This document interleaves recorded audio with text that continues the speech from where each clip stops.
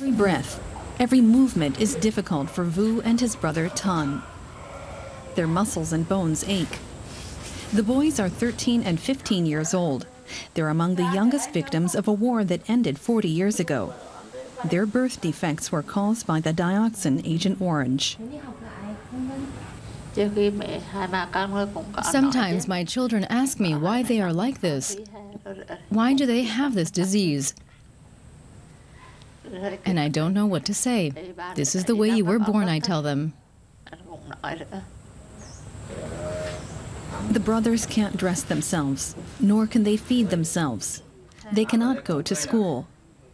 Long before they were born, their father Lin came into contact with Agent Orange.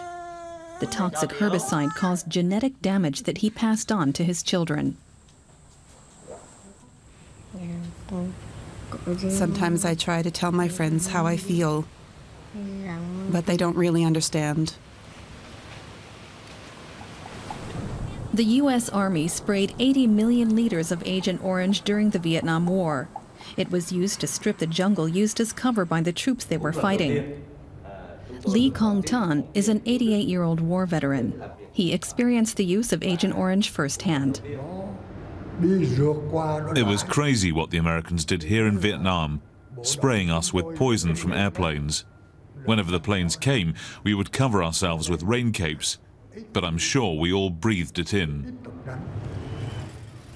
The Vietnam War ended 40 years ago, but the toxin and its horrific effects remain. Some of the youngest victims are being treated in Ho Chi Minh City's Tu Do Hospital. One child has no eyes. Another has a disproportionately large head. Almost all are mentally disabled.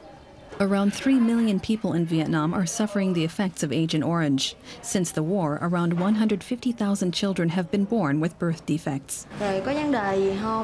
You need love to be able to work here. You need to love these children. Without love, you couldn't survive here.